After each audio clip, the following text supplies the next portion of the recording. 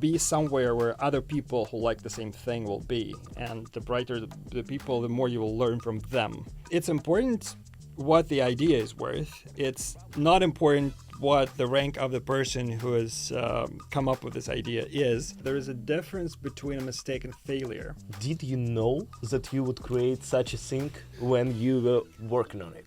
A guest who is scholar, programmer, coder, entrepreneur, and the creator one of the most famous programming languages in the world, Kotlin, Andrey Breslav. Andrey, Hello, nice everyone. to have you with us today. So, Thanks for having me. I already introduced you, but I want you to introduce yourself because you definitely do it much better than me. All right, let me try. So, I started off as more or less a teacher and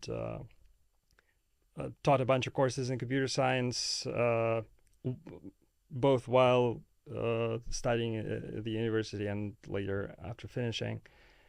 It was sort of a first 10 years of my career. I taught at high schools, I taught at different universities, worked with students, supervised thesis and so on and so forth. So that was the beginning.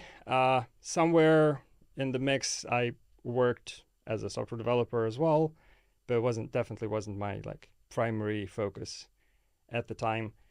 Then I tried to do science for a while, academically, did computer science, didn't really fly very well. Apparently I'm not very much of an academic type, but I did interact with a bunch of scientists, wrote some papers, so on and so forth. And somewhere during that time, I started focusing on domain-specific languages. Then I got invited to work on a proper programming language, like a general-purpose language. And that was the next big chapter in my career, which was 10 years working on Kotlin. And that actually worked, which I'm very happy about. So somewhere along that journey, I got a little bit distracted, 20% of my time, and started a completely separate business unrelated to computer science or programming, worked in mental health.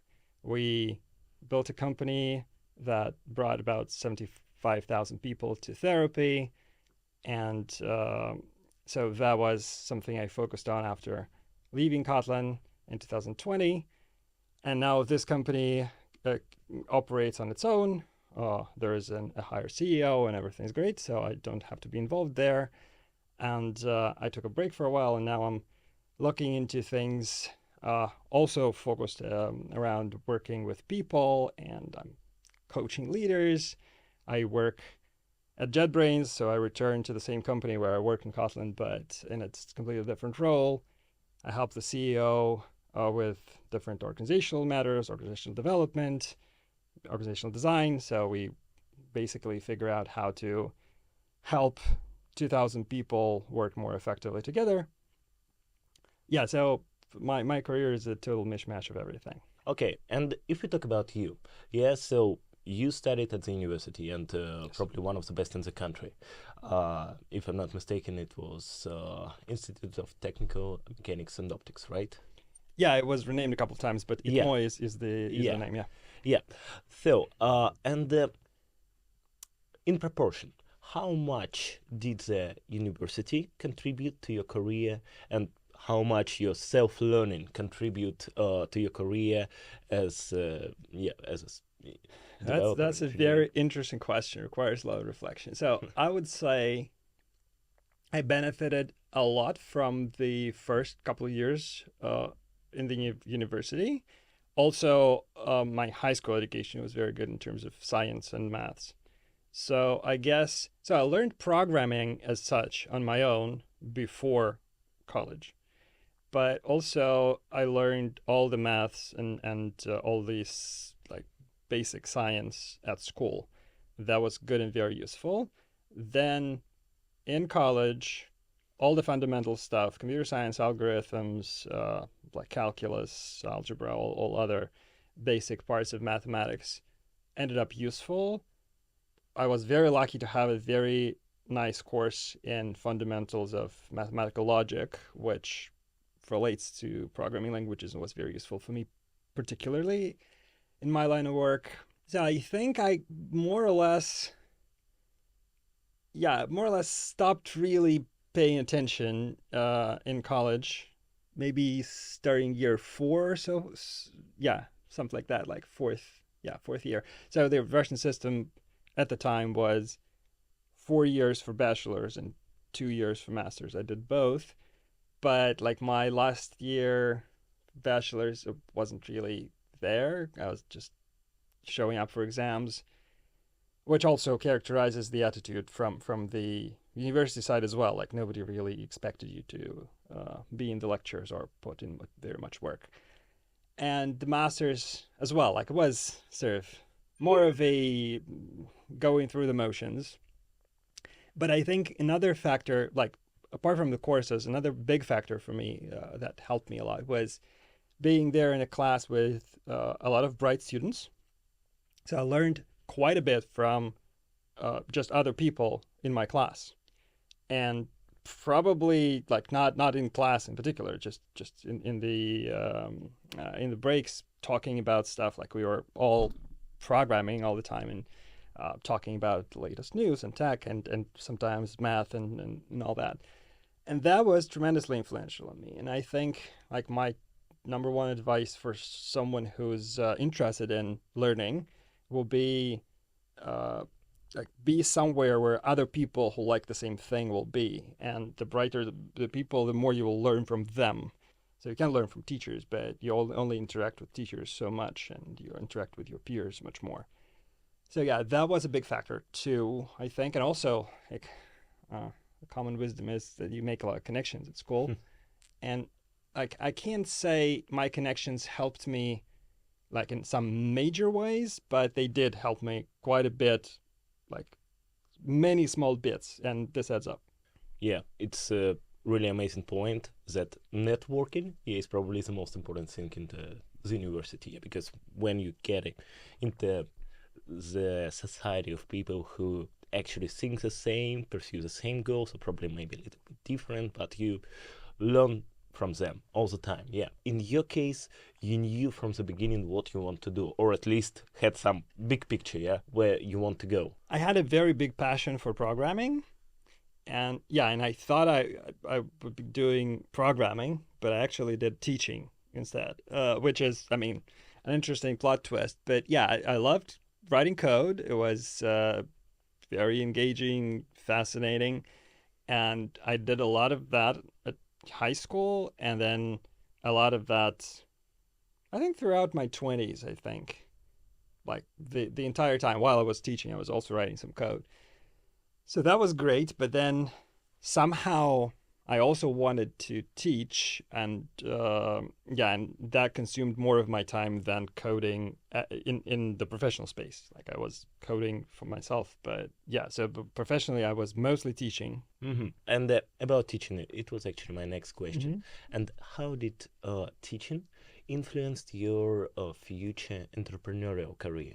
Maybe in some like very indirect way. While I was learning the ropes of teaching, I was trying to figure out how to teach anything, but in my case, it was algorithms for high schoolers. It was like the very beginning, it was very difficult to explain things well. So, like explaining a complicated thing in a way that a room full of kids will understand what you're talking about turned out to be a challenge. and I remember, like, I think the first maybe 6 months of teaching, I was doing it very, very wrong. Like it wasn't really working. Like lots of kids didn't understand me. Yeah, and I think it was over the winter break where I sort of realized that no, it's not working. Like I should be doing everything differently. And I sat down and I think I spent like the best part of the winter break on rethinking how I present material and like what kind of exercises I give and so on and so forth. And I think things went sort of uphill since then.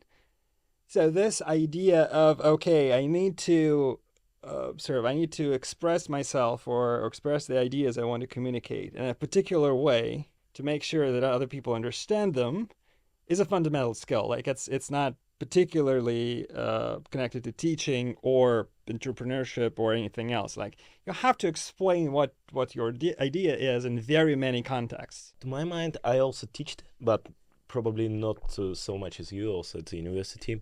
Um, and I found out that sometimes teaching helps with the team management, yeah, but in the way like express what you want from your team, what exactly you said right now. And that, Actually, I have a comment in this. yeah. So it was my assumption too when I started managing people in the early years of Kotlin. I assumed I knew how to manage a team because I did so much teaching, and it does work like that. Yeah, we'll get to that. Yeah, it's probably the most interesting topic, yeah, about the team management in your career. But first, I want to talk about science, yeah, because Sure. you are a scientist, and in one of your interviews, I heard that you said that your first contact with a normal science happened in Estonia, right?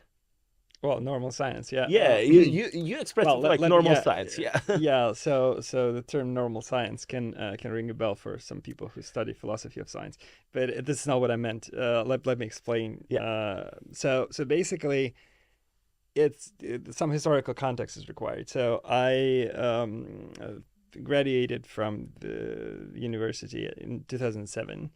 And the 2000s were basically the hardest period for the Russian academia because during the 90s, everything fell apart. There was absolutely no money for anything, like lots of people left. And so all the academic institutions were basically ruined.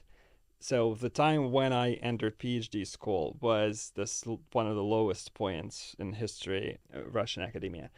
So there was first of all, I didn't understand how science worked because I didn't interact with very many uh,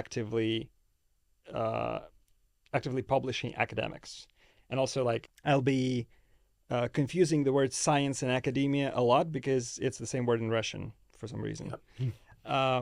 We'll both do that. So yeah, so when I say science, most of the time I mean academia. So I didn't interact with like a functioning academic environment very much because most of my teachers weren't actively publishing academics. They all had their PhDs some time ago and didn't actually do any research. So I had very distorted ideas about how academic work happens and what research is and all that and what's a good paper, and it was all very much in the dark for me.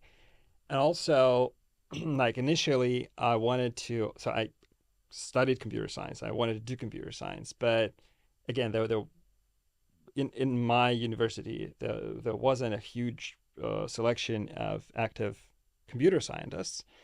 So I entered PhD school under a mathematician, a great professor who did mathematical physics and was an active academic. But obviously, I wasn't a mathematician, and it thinking back, it was a completely unworkable setup.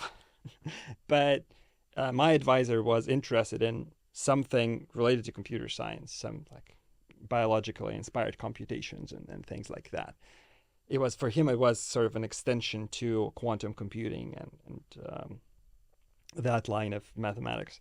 So for a while, I was looking at like biologically inspired computation, and some of it just doesn't make sense. Like honestly, without like it's not like it didn't make sense to me. It doesn't make sense mathematically. It's a very early stage thing, and it's sort of there is a section of biologically inspired computing, which is basically a con that the biologists pulled on the sort of financing organizations to get more money for lab work. Hmm. And yeah, and when my advisor suggested I look at all that, he didn't know and I didn't know. So I read those books, and some of the basic math doesn't add up.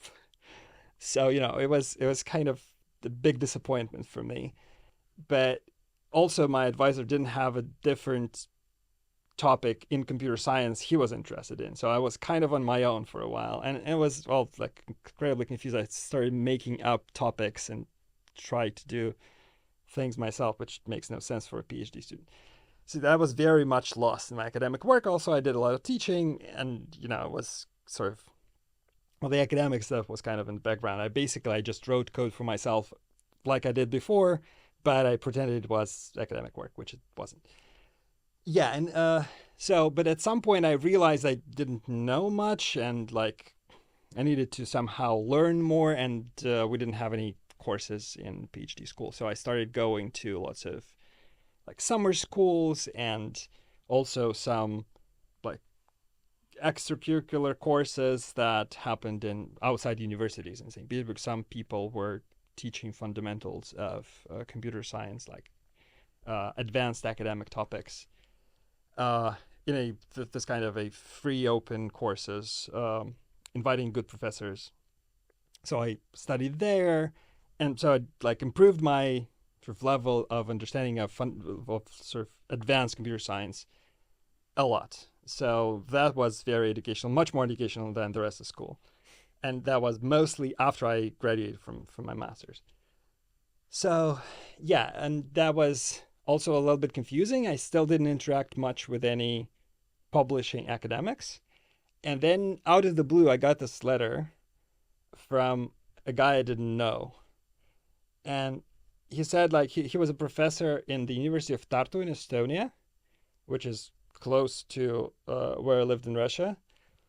And he said like, yeah, I saw your paper, and I have this visiting position in Tartu. Do you want to come and like be a visiting PhD student for a year? I'm like, wait, what? Like, what kind of paper are you talking about? Let me clear out. Yeah. So some professor just accidentally saw your paper, which you just drafted. You didn't even like published it properly, yeah? Correct. Yeah, the paper wasn't really published, and like it was the entire situation was completely like very accidental, very unlikely. Also, very like looked very weird on the surface, because the professor's name looked French to me. So it was like I'm getting this email from someone named Marlon Dumas, Okay. which but he's talking about Tartu. I'm like, what the hell is going on here? But it turns out the name was not French; it was Spanish. His name is Marlon Dumas, and yeah, he was actually he was born in Honduras, but had a like interesting academic career and ended up in Tartu. And yeah, it did influence my sort of development quite a bit. So thank you very much, Marlon. You did influence me quite a bit.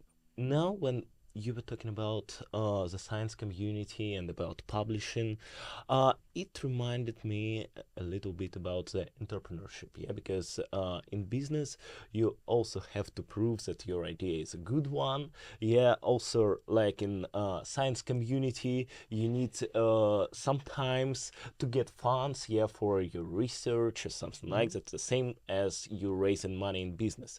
So, what I want to ask you, how did science influence your future career as an entrepreneur? And I don't think either my leadership or my entrepreneurship was influenced very much by academic work. One thing I think I learned after Tartu, I went to like for an internship to Microsoft Research, and there I saw other PhD students from top American universities. And I had this sort of presupposition that people from very good universities would be like much better than me at what they do. And some were very good and some weren't. It was very, very obvious that some PhD students that had their internships with Microsoft Research, which is also an achievement, didn't actually know what they were talking about. And it was a big revelation for me that like titles and all kinds of labels do not guarantee anything. So that's also relevant not only in entrepreneurship or like hiring people in industry. It just is just generally relevant. You get this sort of skeptical attitude that titles aren't worth anything, but titles don't guarantee anything. And that's a very important distinction. Like you don't hire a resume, right? You don't hire a track record, you hire a person. And a person with any kind of resume may actually not be fit for the job in different ways. And that's a very important lesson that it took me a while to fully integrate it, but it was, first of all, it developed my understanding of how the world of people works. That's an important bit. Like, yeah, everybody thinks Stanford or Carnegie Mellon is a great brand, which is true. It is. And those are great universities. But it doesn't mean that every student there is a great student and does great academic work, which like makes perfect sense. But when I was like 25, I didn't realize that. It was an important lesson. So that was something I definitely learned. And I definitely learned that for myself, not having this good a university on my resume doesn't necessarily mean that I'm not as good as some people who went to a good university. So that was also reassuring. And also I had like a very nice experience of interacting with very bright people, both researchers and PhD students there. And I felt that you get judged by just how good you are, like how relevant your ideas are, how good the questions you ask are, so on and so forth, and not by your like track record or your status or anything. Like, yeah, I saw like very prominent professors interested in talking to me just because we had a common topic to talk about, and that was it. That was great. So also learned this kind of more down to business attitude where ranks don't matter as much. Yeah, that was also reassuring. And I try to, well, I mean, it depends on the environment. Not everywhere you can implement this kind of attitude, but I always try to sort of practice this no bullshit attitude to all kinds of conversations I have, business or technology or whatever. You mean no bullshit attitude when you're talking straight, yeah? So you ask the straight questions.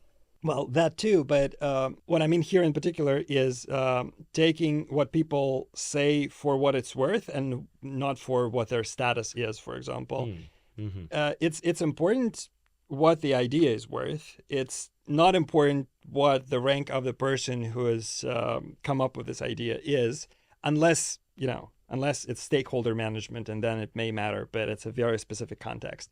Other than that, especially when you're talking engineering or business in terms of like making very expensive decisions, like good points are much more important than important people, Yeah, it's actually a really great attitude, but I still think that not every business implemented this attitude, because True. in a lot of businesses, especially businesses in the countries like Russia, because I definitely can say about Russia that there is still ranks a matter, and what you're talking about right now, when the ideas matters, it's probably the utopia, which we need to create someday. But some companies already created it. I guess Google and maybe some other, maybe some startups, they already implemented these ideas. That's an interesting point. So I guess you're absolutely right that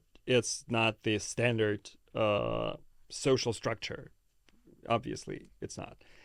I guess there are a few things. So the bigger the company, the more difficult it is to implement the actual meritocracy, because you don't have time to listen to every idea. Yeah.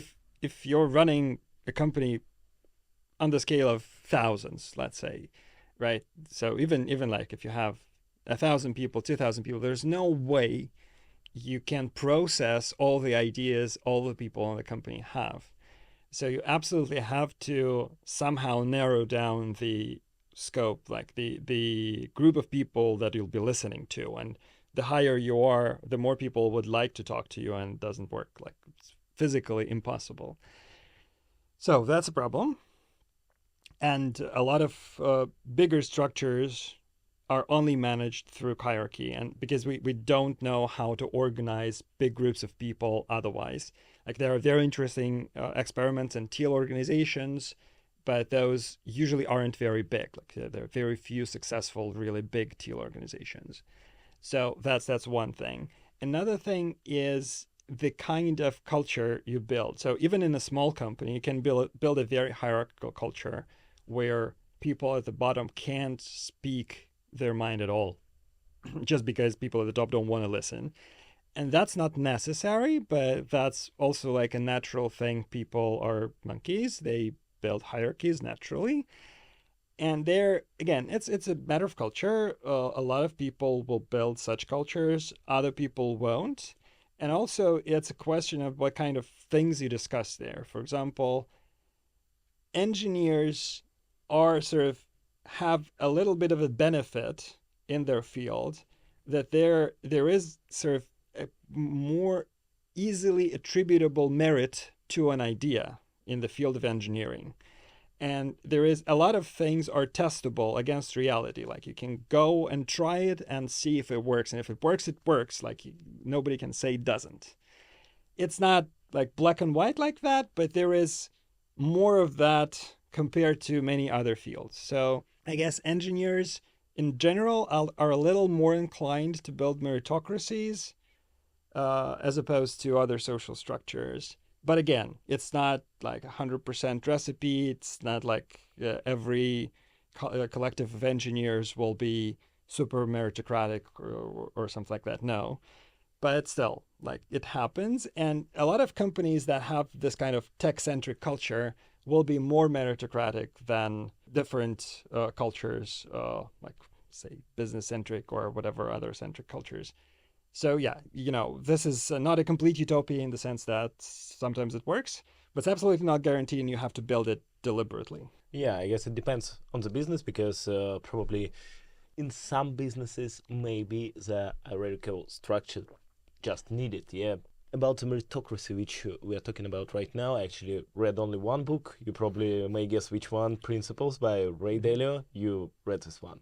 Yeah. And he talks a lot also about the culture of mistakes. Yes, that it's okay to make mistakes.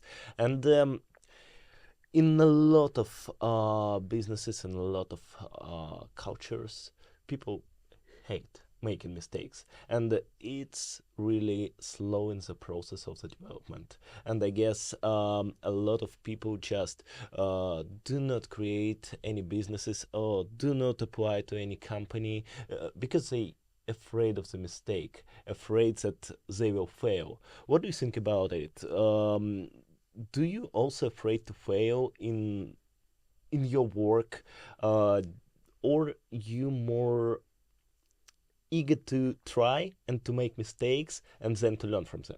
It's a very good question. Well, one thing I want to say right away is that there is a difference between a mistake and failure, because like and there are different kinds of failure too. Yeah. So what people are very often afraid of would be social failure, when you fail at something and other people consider you unworthy or think of you badly in some other way, right? So, and that's what a lot of people would be afraid of. Also, that's what a lot of people assume when they make any sort of mistake or fail in any way. And it's very difficult to sort of get this virtual observer out of your head. Some voice that will be telling you that every mistake you make, somebody will hate you for it, or somebody will be mad at you for it. It very much depends on your upbringing. Like if you had tiger parents of any sort, and Russia is full of tiger parents, by the way, it's more likely that you would develop this kind of voice that says like, "Oh, you made a mistake here. You didn't get an A today, and this means that you're not a good son," or something like that. It's a difficult thing to fight in general, and a lot of psychotherapy a lot of people get will be directed at managing those voices and sort of learning to not necessarily shut them off, but to be your own person and not follow everything those voices say. Right. So that's one side of it. And answering your question, am I afraid of failure? I am afraid of social failure. In general, I have high social anxiety, and I prefer environments where people are supportive of each other and it's more okay to fail there. But generally, I am afraid of social failure. In terms of being afraid of making mistakes, I think that there are a lot of mistakes I don't associate with social failure, and there I'm completely fine making those mistakes. And like a very nice thing about writing code is that you can iterate very quickly, make a lot of mistakes, correct them right away, and just go on building something that works, which is great. And in a lot of other situations, you can also iterate reasonably quickly and make mistakes that are cheap, but that's an important thing. And I think this is where where we can connect the two, like the social failure and the making mistakes thing. And like when it comes to some people judging other people on what kind of mistakes they make, this evokes the notion of trust. And it's very important to have like a reasonable contract around what kind of mistakes are okay and what kind of mistakes are not, which trust will have as a foundation. Because like as a leader of any sort, like as a business owner or a team leader or whatever, I want to delegate a lot of decisions, right? So I want people to uh, go and take responsibility for something and decide and maybe make mistakes. But I also really want them to not make very expensive mistakes. Right. So and it's a balance there. In a lot of situations, it's a very easy thing to define. Like lots of companies will have policies like if any sort of spend is under a certain threshold, you decide without asking anyone and just spend the money the way you want. You'll be judged on your results, like if you want a promotion or you want a bonus or something, your results, like how you spent this money and like what kind of return on this investment you got, will be determining your success in your career in some way, like either a compensation or your promotion or whatever. And that's absolutely fine. But usually the more risk there is in something, the less trust there should be, not in terms of like how much faith you have in another person, but in terms of, yeah, all people make mistakes. So I don't want to make this decision alone, and you shouldn't want to make this decision alone because this may cost us a lot. So we should bring more people into the room and have like a more deliberate decision-making process about this because this will be expensive. So, and there, like, it's important to, okay, let's say there are different kinds of businesses, right? If you're running a nuclear power plant, you better don't make mistakes in production, right? So you really want to make sure that your production systems don't fail, and you will have checks and double checks and all kinds of things that will prevent catastrophic failure. If you run an e-commerce business, a lot of things will be cheap, so you won't care, but like you don't want to slow your business down by having like decision-making procedures that take time.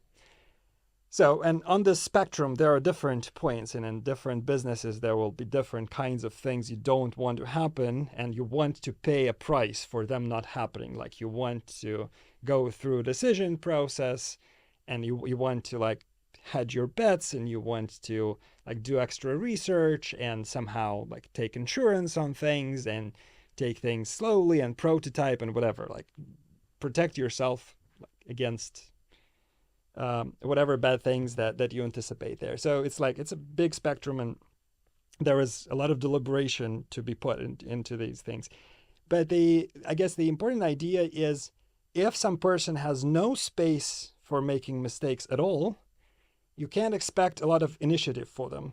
Even at a power plant, like most usually not at the plant itself, but in the like nuclear power industry, you'll have labs where people experiment and make mistakes and make prototypes, and those prototypes don't work. And yeah, it's important that a failed prototype doesn't kill many people, like any people. Yes, but it's not important that a prototype doesn't fail in any way. Like it's built to fail, to reveal some problems in the design, so on and so forth. So, if you want anything to develop, you want some space for experimentation and making mistakes and accumulating knowledge and so on and so forth.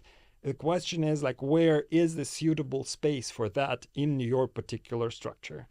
And depending on the business, it will be very different spaces. So it's important to create this space in any business, I guess. I guess it's important to define the space. You don't necessarily have to create it. Like in a lot of businesses, especially smaller ones or early stage ones, like the entire business is the space. Like there's no catastrophic mistake you can make that wouldn't be worth making. Like, yeah, an early stage startup, if you make a catastrophic mistake, it usually invalidates the entire business. Like, yeah, it doesn't work. We can go. Yeah, we just need to pivot to something else.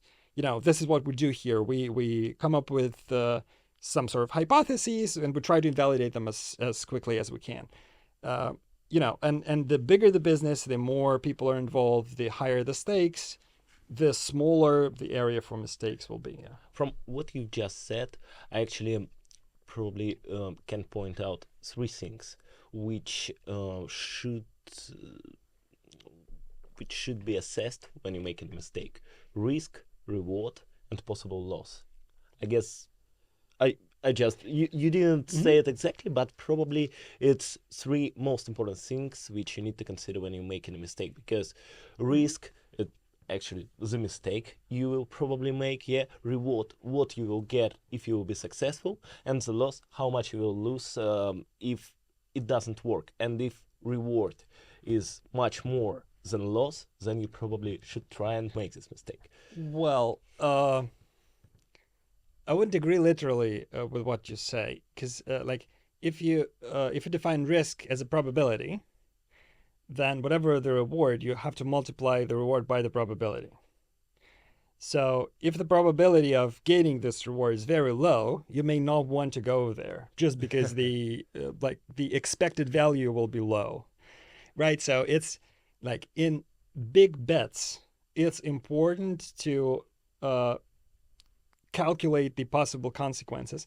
If you're a gambler, it's okay to gamble everything on one thing, right? Or if you're an incredibly devoted person, or if you think you found some absolutely disruptive idea and you're 100% sure, well, you can of course bet everything, but that's everything, and it means that your prior on what the probability of success is very high. You may be wrong about that. That's up to you. But in general, you don't bet everything if you're very doubtful of success.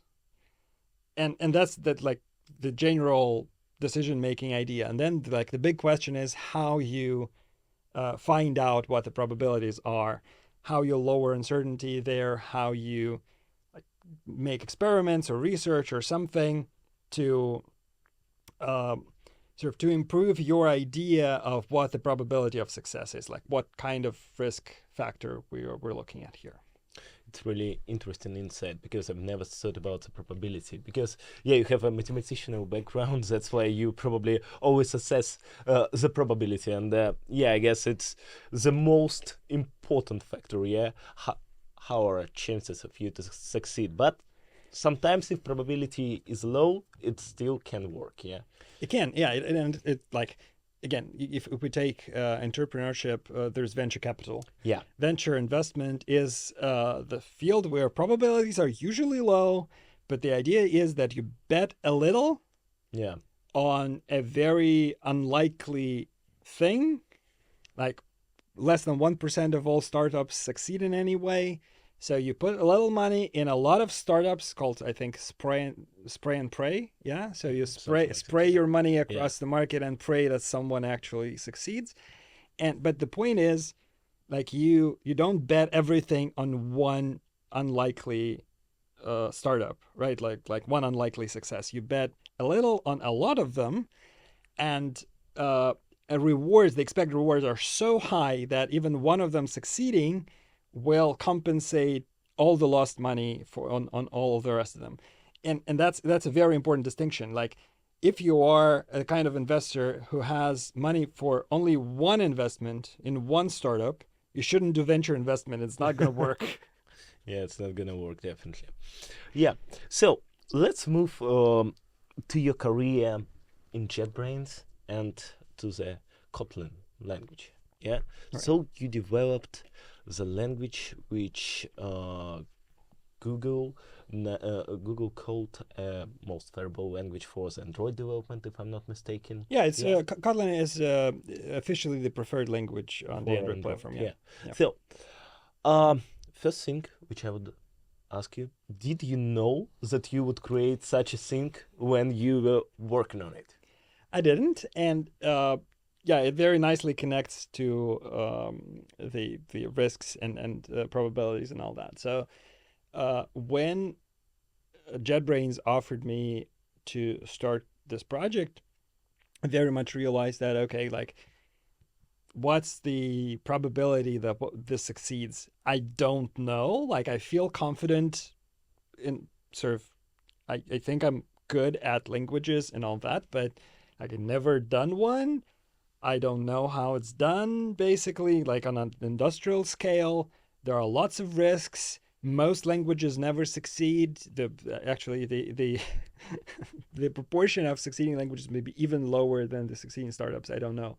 But it's definitely very low. And like, yeah, there's absolutely no guarantee I succeed on the one hand. On the other hand, like what am I betting on this? A few years on good salary. So it's like not that I'm losing money, right? I'm making money. I'm I'm building expertise. I'm gaining experience. If it doesn't work, it doesn't work. So I was considering different options then, and like my biggest other option was research.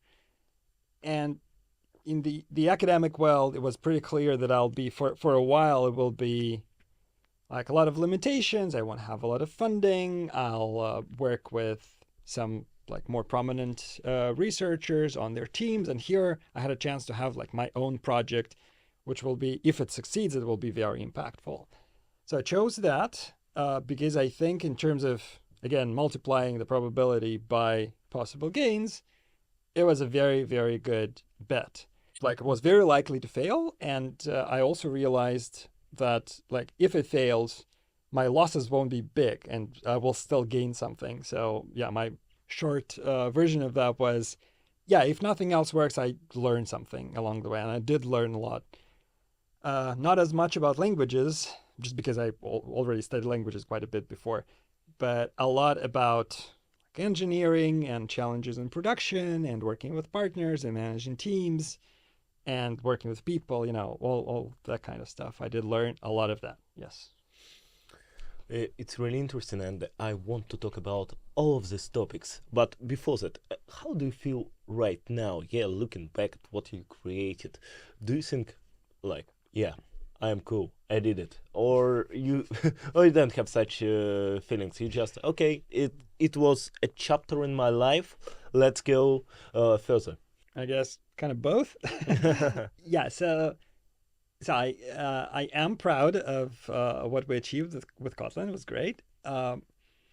It's not like it defines me entirely, but it's like it's a big part of my life. I did 10 years, if I'm 10 not years. Yeah, mistaken, I spent 10 years working there. I worked with awesome people whom I still very like to see once in a while, and so it's sort of a big chapter. It's something I care about. I'm still sort of I like the field. I like thinking about programming languages and all that.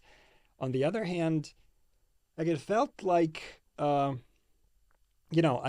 over time I became good at this at the parts that were more like engineering. I didn't become that good at management. That came later, but it felt like although every time the problem you're working on is different, they're still on all from the same family, sort of. And it started getting old on me, I guess. So I felt like I wasn't really, how to put it, I wasn't making use of so many other sides of my personality in that job. And I wanted to do other things because for example, I wanted to make an impact on other people, not only programmers. And Kotlin is an impactful project, but its impact is confined to software engineering or software development. Right. So I really wanted to apply myself outside of this field, outside of this audience. I love software engineers, but they are very few compared to the whole of humanity. So I really wanted to go broader. And this is why I turned the page and now I'm not working on Kotlin. I'm not involved in any way. I still care about it, but it's not something I really identify with. Right. So this is, I guess, the long answer to what you're saying. So it's both. I am proud and I have moved on. It's really good answer, I can say. Yeah, and about impact, which you're talking about, it's also great because some people, they probably just stop at this point because they already did a huge impact on the society, on the development, yeah, and they okay. I need to retire, yeah, and you probably could retire because I guess you could just continue working somehow on Kotlin and get some fruits from it, or you couldn't. I could probably I could figure Yeah. something out to keep some sort of a job in the space of Yeah. Kotlin somehow without much pressure of I was running a big department, so that was a stressful job. But I could probably sort of go to some other sort of position with not so much responsibility. Yeah, so I don't think I really wanted to retire as such. I did burn out on that job and I needed a break, so I took a break. And there was a possibility that if I didn't recover, I would have to retire, right? So, but fortunately, it didn't happen. I'm only 40. Um, yeah, so I don't feel like I really want to retire completely, and I don't know if very many people really want to retire at this age. I guess some people would want to focus on something else that doesn't look like a job, like raising their kids or doing a hobby. My hobbies tend to be very work-like, so it's more or less natural in my situation to continue working because I'm interested in a lot of things, and some of them look like they can pay. Uh, and I mean, it's most of it is not really a question of money. It's mostly a question of impact. So some of my hobbies seem relevant to many people and can sort of make an impact.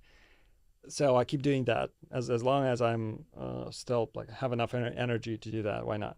And about burnout, Yeah. it's very important chapter of your life Yeah. because it led you to your next startup, probably. Yeah. Not really. Not really. It was Okay. the other way around. Not way. Okay, I will ask later about your Okay. second startup, but still about burnout. Yeah. So, what led you to these conditions? What led you to the burnout? Oh, well, stupidity, I guess. Well, I mean, I shouldn't say so because it's what happens with a lot of people. So I was this kind of bright, energetic person who thought he knew everything, and also had an inclination to do everything himself.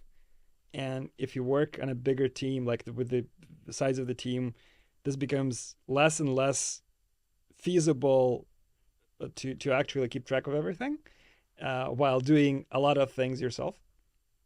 So and I'm also highly anxious person and a very responsible person. So I felt like I had to just work more to keep track of everything and keep managing this thing that I didn't really know how to manage, but didn't realize I didn't know.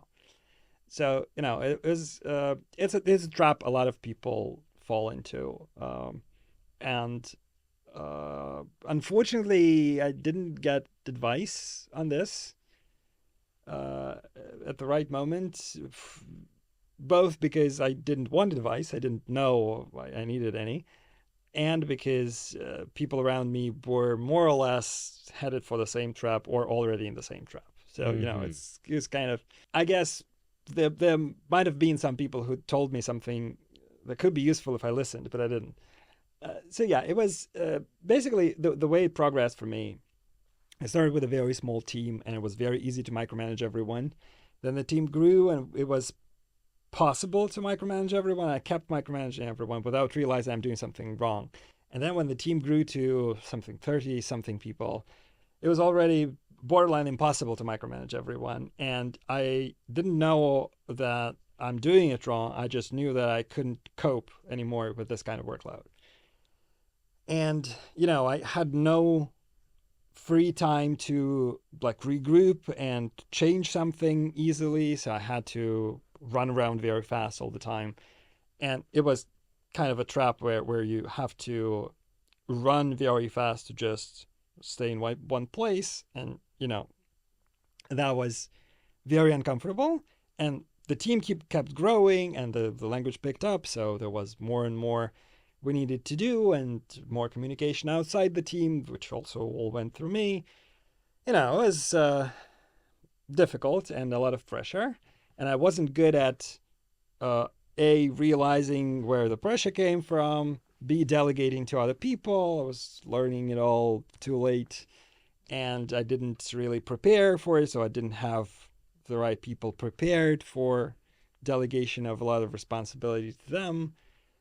It was very, very difficult there. And it took me a while to sort things out. So I guess it started, yeah, I guess it became really difficult sometime around 2017. And I realized the problem was really serious by 2018. And then it took me another 2 years to make everything work better. But you burned out in when? I think it's like it's not a It's binary thing, right? process, yeah. Yeah. So I think I started burning out around 2017. Hmm. And yeah, by 2018, it was very clear that I'm burning out like very seriously, and I had to take a sabbatical in 2019 to recuperate a little bit to actually complete the changes to the team that were required to go on. Yeah. Hmm. I guess this trap which you're talking about right now, it's pretty common because a lot of people they think, okay, I will just do a lot of actions, I will control everything myself, and everything will work out. I know a lot of examples among my friends, mates, and it's pretty common business. So, what would you do different? What probably, I don't know, three, five most important things would you recommend to team managers or to entrepreneurs in order not to burn out, in order to be more successful in the team management? Okay, those will be very sort of standard and uninspiring advice. You know, But still, a more than 7 direct reports is too many. You can't manage more than 7 people effectively. yourself, you mean, personally. Directly, yeah, Hmm. directly. So that's one thing. Then to grow a team, you need a certain proportion of senior people on the team, people you'll be able to delegate to, and you have to invest into either growing them internally or hiring them from the market.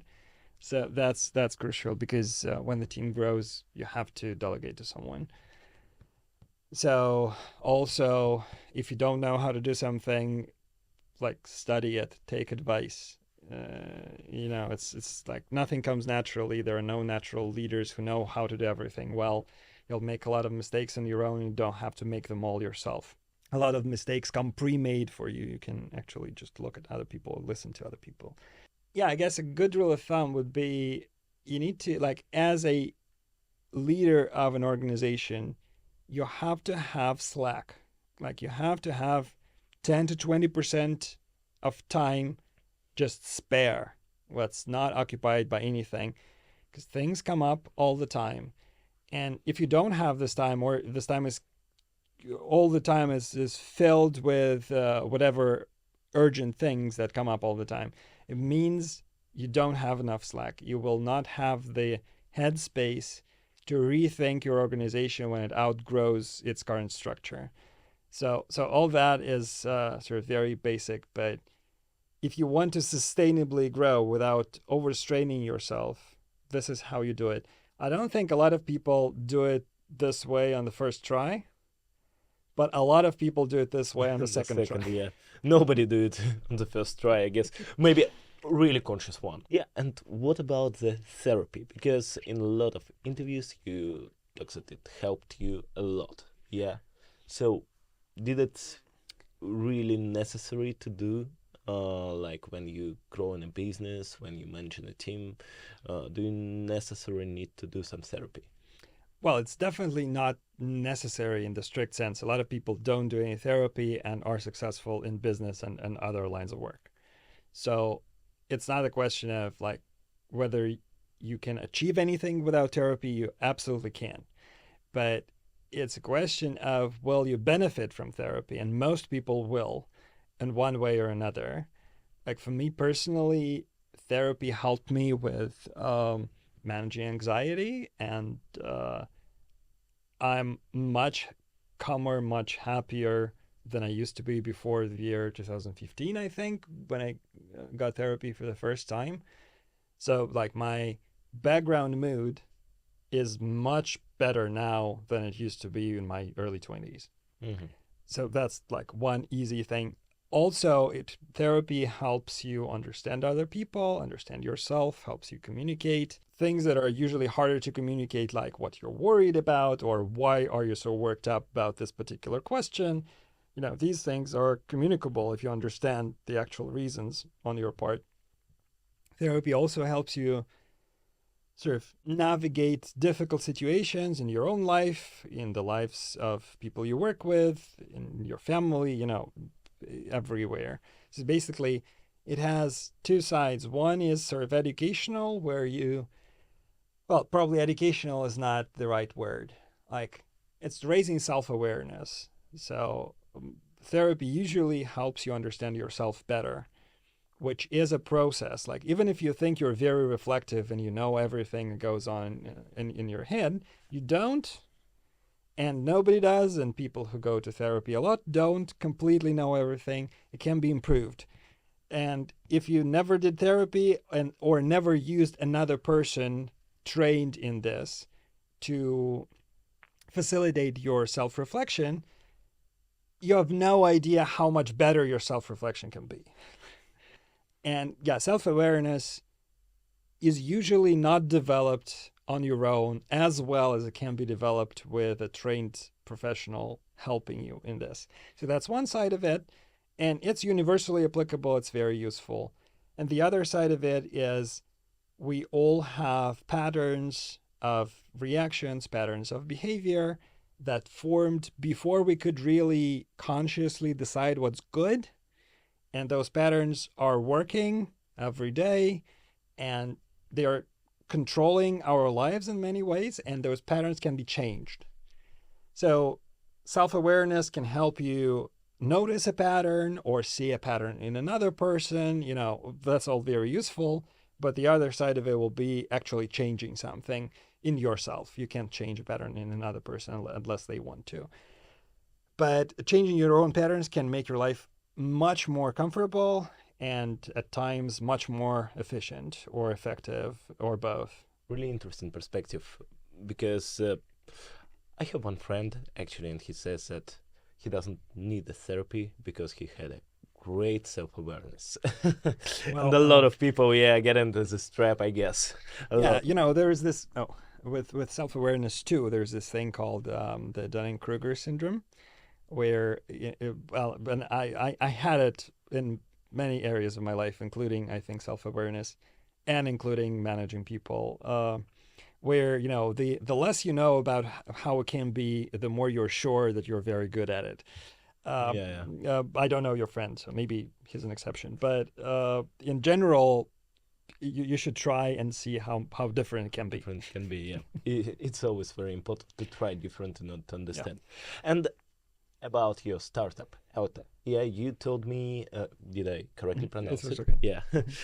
Yeah, you told me that your burnout didn't lead to the startup, so it Correct. was different circumstances.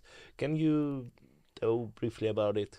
How did you decide to create a space for psychological help? Yeah, so what I'm gonna tell is gonna sound very stupid because I was. Yeah, so I think it was the year like 2016 maybe. So we were already releasing or already released Kotlin 1.0, and this feeling of I'm not applying myself in a way that can impact like a wider group of people than just software developers was building up, and I wanted to do something. And also, I got my like very good results in therapy, so I felt like therapy was helping me a lot and could help a lot of people around me a lot, but very few people around me were using it.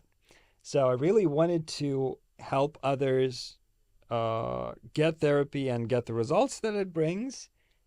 And so these two things came together, and I really wanted to dedicate some of my time to doing that. And since I had Kotlin and I really wanted to make it successful, I decided to just divide my time between Kotlin and this initiative. And initially, I started just doing like talking to other people and just developing this idea on the side.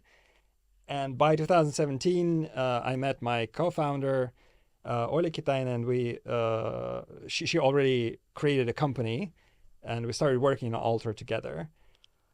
So, big mistake, of course. Like if you run a big project, starting another big project in parallel is a very dumb idea. Most people will have a very hard time doing that, and I did have a very hard time doing that.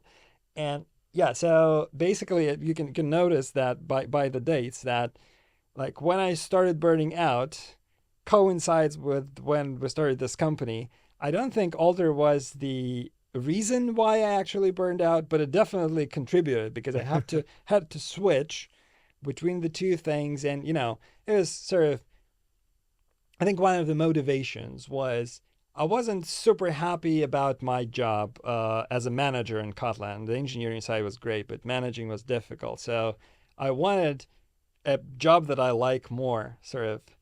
And I started one in parallel and divided my time like 1 day a week I was working on Alter and 4 days I was working on Kotlin. This never helps. Like you don't do it this way. And yeah, so I guess this attention split contributed, of course, to my burnout because I didn't invest as much time as I could into restructuring the team in Kotlin, for example. I could dedicate this 1 day to making the work environment better, for example.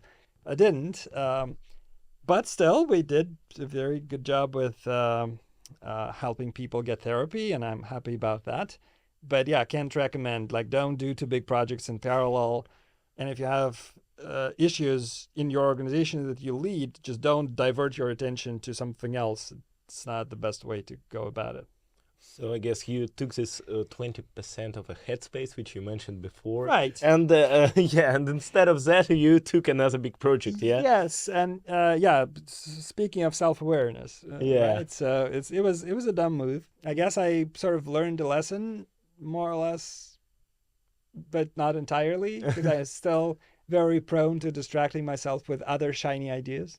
Yeah, but it's still great that you have these ideas. And you actually mentioned a really interesting thing about that you met your co-founder just by talking with different people, yeah?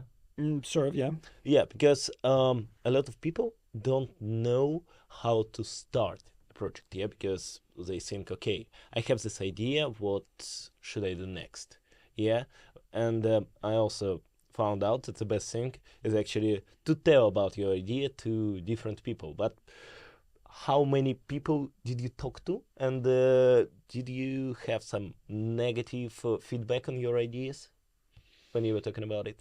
Good question. I don't think I remember very well. It wasn't very many people I talked to. So basically, the way I went about it was I think I just wrote on on my social media that I'm thinking about something like this, and some people just responded in the comments or something, some of my friends, and I don't remember what the chain of connections was, but eventually I got introduced to an academic lab in Moscow that was studying therapy, and they introduced me to Oля because she already contacted them about this company, like about this project.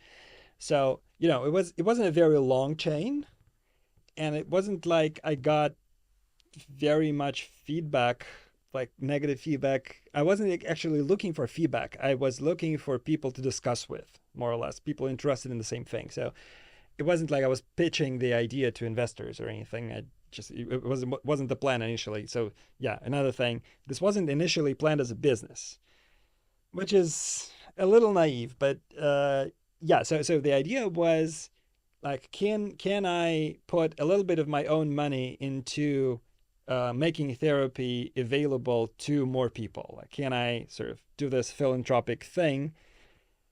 And it very quickly turned into a business because to sustain anything, you need to put more and more money into it, and it's much easier when it makes money itself. But yeah, so I was not looking for investment. I was talking to people who liked the idea in the first place. So it's not like I got a lot of negative feedback. Hmm. And how did you finally choose your co-founder? Yeah, because it's probably one of the most important questions in business and in life. Yeah, because you always need to choose the correct people, and sometimes you can fail. Yeah. So how did you understood that Olga is the right person to start a business with? Well, it's a good question. I don't think my case will be very representative, but I tried something like doing something else with another person before, and it didn't work out. Like, it didn't feel like we had the right dynamic, and we just parted ways, and we're good friends now. Just the business didn't work out. And then I talked to some other people who clearly wanted to be co-founders, but I didn't think we were a good fit, like personally. So I declined that, and uh, I didn't know Ola before we started, basically. And when I was considering different options there, my actual decision process was like not very typical, I guess, because it looked like it appeared that her connection to that academic lab I mentioned was a big advantage in the market. Like, because she already had an exclusive agreement with them, and it felt like they are the only people in Russia who had the right expertise. So I thought, like, probably building a competitor to that is a bad idea because I don't have this kind of expertise and nobody else has. So probably I should go with this person who already locked this expertise into the company. And luckily, we get along very well. It wasn't very clear. Like, we talked and it was okay, but it was absolutely no guarantee that we would get along. But we did, and it worked fine. So that was just good luck, basically. Hmm. But also, my like the risk on my side was very low because, again, weren't raising any investment. She already had some angel investment in the company, which we later just bought out. It wasn't really needed, and yeah, but like the stakes were pretty low, so it Hmm. was easy for me to just try and work with this person who has this advantage and see. Okay, so it was just luck, good circumstances, and just the right person, yeah? Yeah, the right person I got basically on the second try, which is a Hmm. very good result. Yeah. But like in the future, or maybe before, you mentioned one of the co-founders, but I guess I heard one of your podcasts about hiring people and choosing the right people, yeah? So what are main ideas you can actually contribute to that point? Like, what are the most important things when you're hiring or choosing a person? Well, I that's don't a know. very deep topic. Yeah. Yeah, it very much depends on what kind of role you're hiring for. But I guess in general, there will be a few points. So one is you need to interview about the kind of things the person will be doing at work. So if you're interviewing a software engineer, you need to see them do software engineering. Not necessarily writing code, depends on the role and on the context, on the market and all. But you need to understand how they develop software. If you're interviewing a leader, you need to talk to them about leadership. So it's like about specifically how they do leadership or like management or whatever. So that's one side of it. So you need to, in your interview, you need to talk about the actual role, like and their experience in this role. That's one side of it. Another side of it is you need to ask for references. So if you're hiring a reasonably senior person, they will have previous employments or previous roles somewhere else. And you absolutely need to talk to the people who worked with them in those roles. It's not always possible, but it's possible 99% of the time. In some way, you can get the references. References are everything, and the more senior the position, the more important the references are.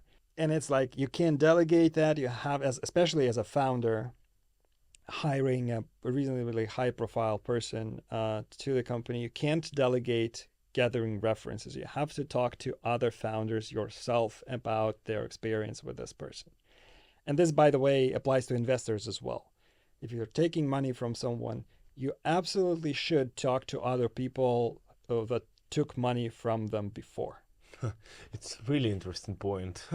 Because like it's a long-term relationship. Both successful employment and investment will create a relationship, and you absolutely want to know what it's like to be in a long-term relationship with this person. So, or this firm, whatever. So that's another point. And also something I learned the hard way, and it was very expensive learning for me. If you are hiring a person where you don't know how to do their role, you should ask someone who does know to help you interview and assess their fit for the role. I guess difficult. You may not have this expertise in the company.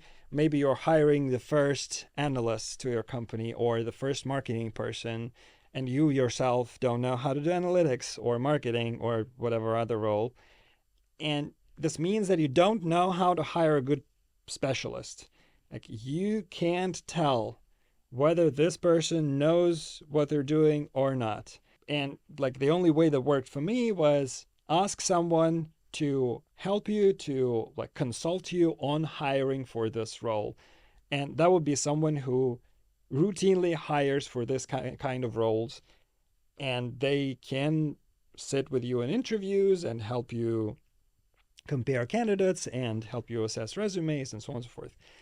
And this is the only thing that worked for me, because we were trying specifically with marketing. We had a very hard time hiring a chief marketing officer for Alter. It took, I don't remember in years, but we went with one person, then another person, then another person, and all these attempts failed in different ways.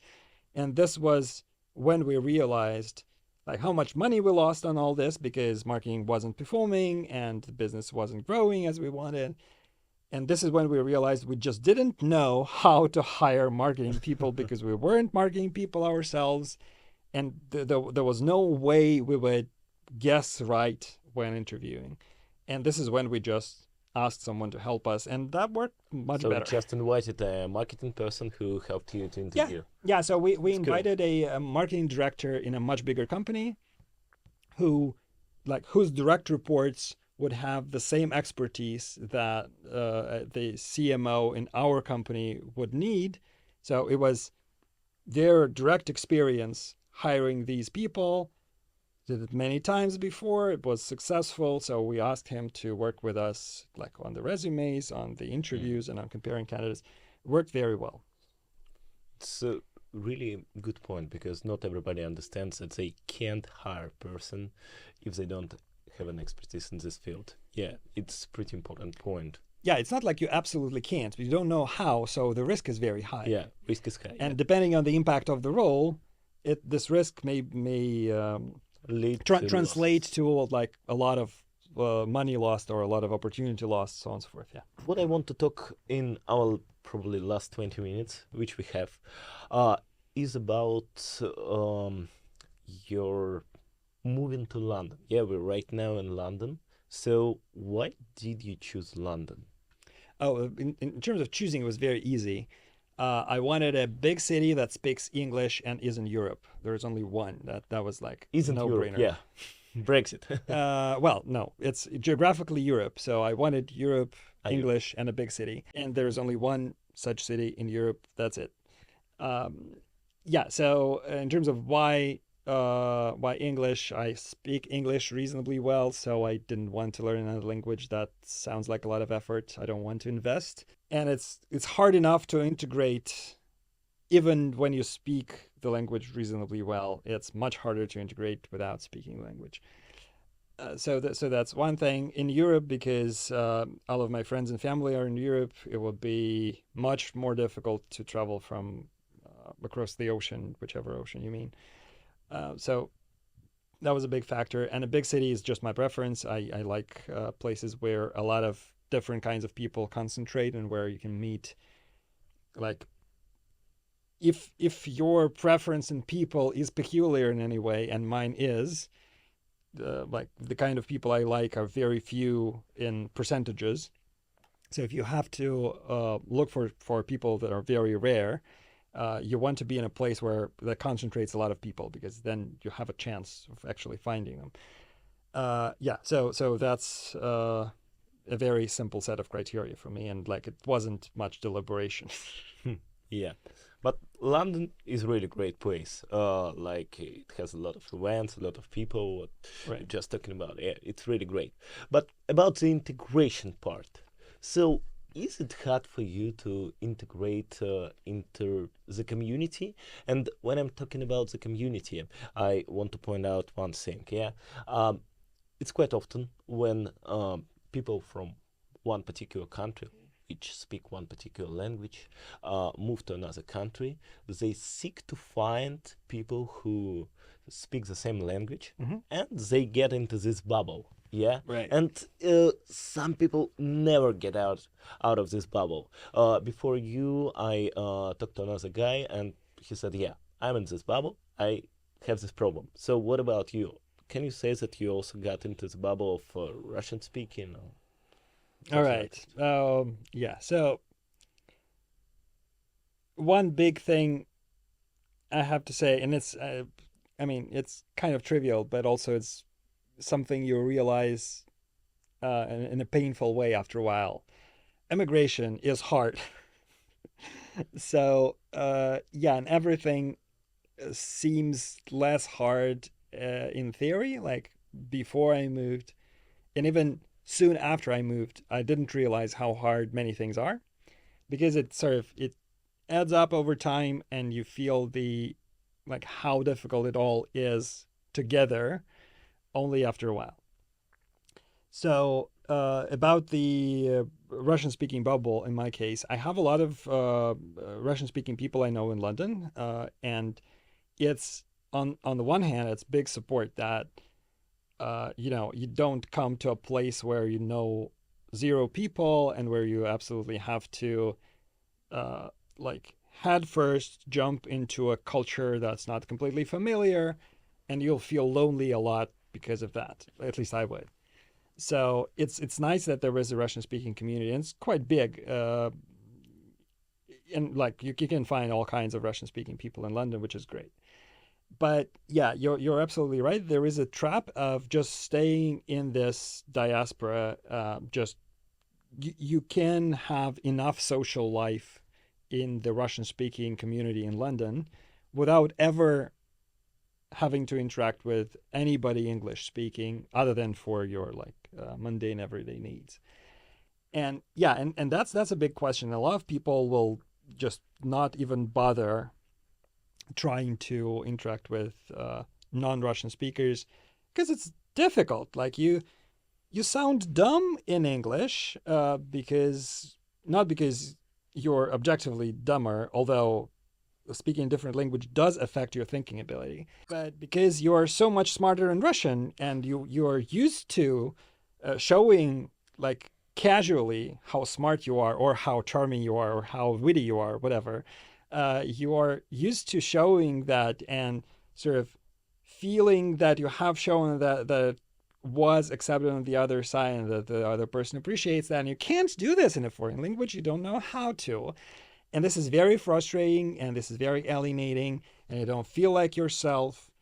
And this is, I think this is more or less universal for all kinds of immigrants, especially if you're verbal, like your primary means of communication is talking, which is very common. So this is a very big barrier. Uh, it's I think particularly in London, there are other small things that make it a little harder because that there are a lot of accents around, a lot of native English accents from different parts of the world, from different parts of the UK, and there are many foreign accents, and it's even harder to understand different accents when you're not a native speaker. And I mean, it's a big part of my life when I just can't make out what another person says, especially in a loud place. This is very frustrating, and I get like again, it feels like a social failure. So I get really discouraged by these things, and it's nobody's fault, right? So it's not their fault they speak like this, especially if they're a native speaker. But even if they aren't, right, it's not their fault. It's not my fault that I can't really understand what they're saying, but it's very awkward, and I have a lot of difficult experiences of Yeah. this way. So it's kind of there are a lot of difficulties, but also being stuck in this Russian speaking bubble, you sort of I don't think it's universal, but I feel like I'm missing out on so much. So I'm trying to sort of get out in the wild and try to talk to other people and diversify my social circle. It's hard. It turns out, well, London, in this sense, London is easier than maybe other places because it's very diverse. There are a lot of foreigners. There are a lot of English speaking foreigners. So there will be a lot of Americans, Australians, South Africans. And, it's kind of easier because all those people are uprooted in some way, the same way I am. So it's not like they are already sort of closed off in their social circles, and it's very hard to like they don't really need another person in their social circle. If you grew up here, you may not really care about meeting another person just because you already have your social life. It's fine. For a lot of immigrants, and London has, in my age group, has about 50% of immigrants, it's much more of a need to meet new people in a new place. It turns out even for people who emigrated maybe 10 years ago, it's still a need to meet more people. So, in this sense, London is much easier than other places that have fewer immigrants. But it's a challenge. And I think I'm not perfectly equipped for this challenge. Like my general social inclinations aren't helping. I'm a shy person. I get very easily discouraged. I'm very verbal. It's like, and I'm very sensitive to like how well I communicate my thought, and I get confused with not finding the right words. We had a few such moments in this interview. This all adds up, and it's difficult sometimes. But in general, yeah, I'm trying to get more diverse contacts, and like in my year and a half in London, it's been working reasonably well, but it requires much more effort to get to a point where I'll be happy with it. Yeah, I guess but it's still super important to get into the international community, because in this case you will not fully benefit probably from the place you're in. Yeah. Right. Yeah. So but it also, I guess, depends on your ambition, because like I feel like I could benefit a lot from knowing many more different people, because I can compare with my social circles in Russia, and still being a shy person and like not being very fond of loud places and a lot of people and all that, still turns out my network in Russia is huge, and I know a lot of different kinds of people, and it helps a lot. You know, being a bit of a public figure in the tech space helped. Yeah, and comparing what I can achieve back in Russia to what I can achieve in London and how much effort it requires. Yeah, I would really like this kind of resource in London as well. It will take a lot of effort to build one, but would be nice to have it. Yeah. Yeah, but probably it's still interesting that in your country you means a lot, and here probably not so many people know you. Yeah, and Right. Yeah. it's it may be frustrating, but at the same time, I guess it can be challenging and exciting. Yeah, because it pushes you to try something new, to find new people, to maybe to some new opportunities. Well, I mean, you're right. Like you can frame it this way. Yeah, it's a challenge, and who doesn't like a challenge? In this particular case, I don't like a challenge. Like I could, like, if I could skip the effort on this one and in return lose whatever self-development that I have to make, I would happily take the deal.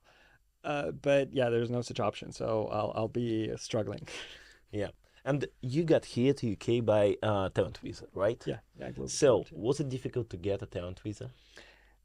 For me, it wasn't particularly difficult. Like you have to sit down and put together a portfolio. It takes time, but it wasn't very difficult for me.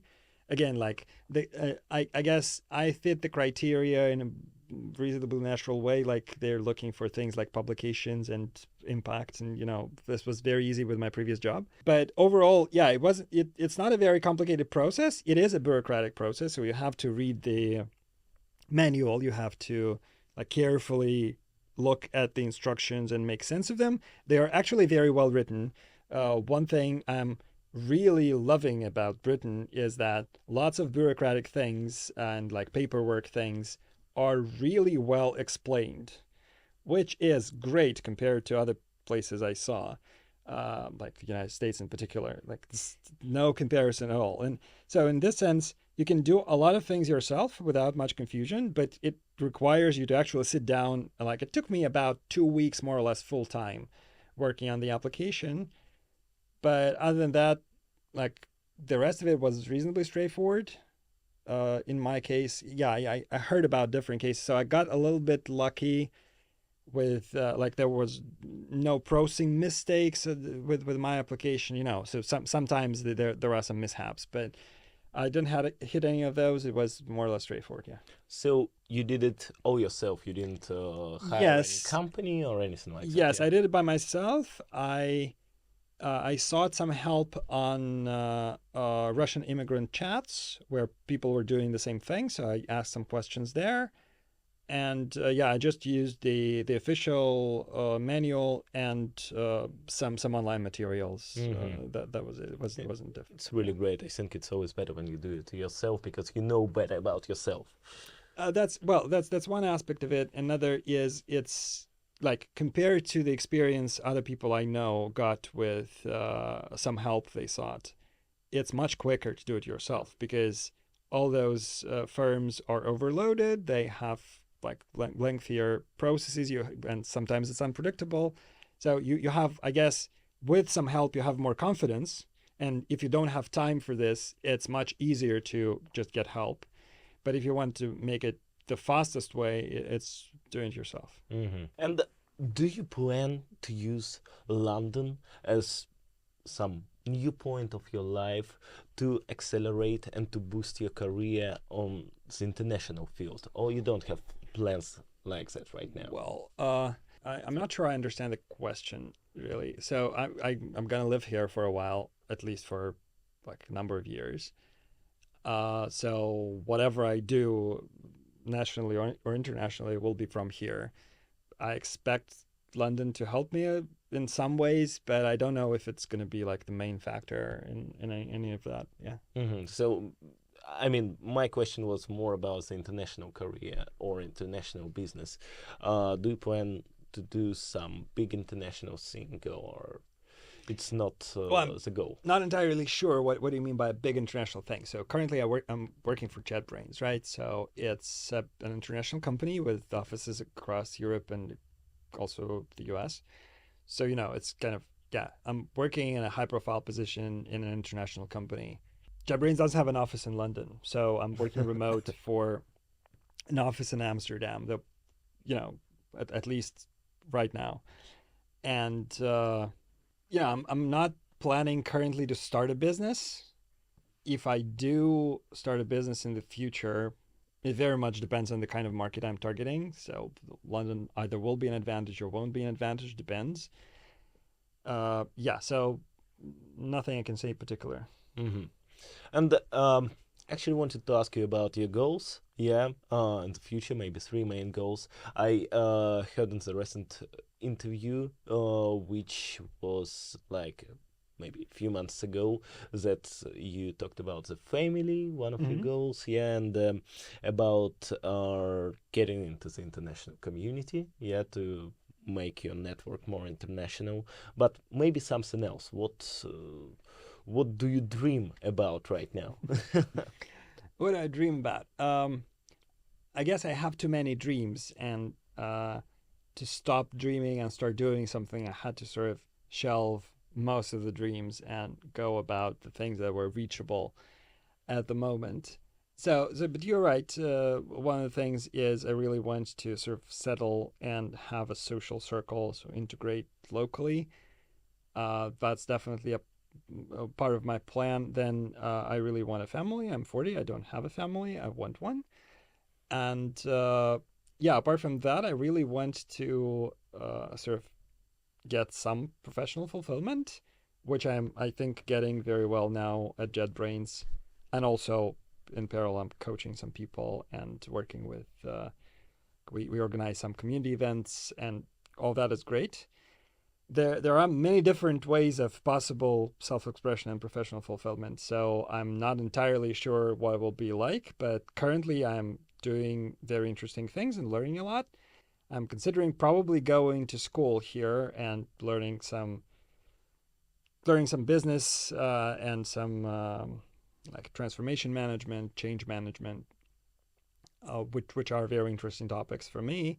Also, it would be great to meet other people who are interested in such things. So networking is usually great in such places. But those aren't dreams. Those are sort of means to an end. And basically, what I want is to work with human systems and make an impact there. And unfortunately, I don't have a particular big goal of what kind of impact I want to make that would be motivating, because all the goals I dream about are a little bit too far, and it's difficult to motivate yourself to actually go that way. So I'm picking at more short-term things that are like more clearly attainable and more motivating through that. Okay, thank you so much, Andrey, for the interview. It was amazing, and your personality amazing, and what you did, it's really great and motivating. Thank you very much. Great questions. It was Yeah, very nice talking to you. thank you. Yeah, it was very nice.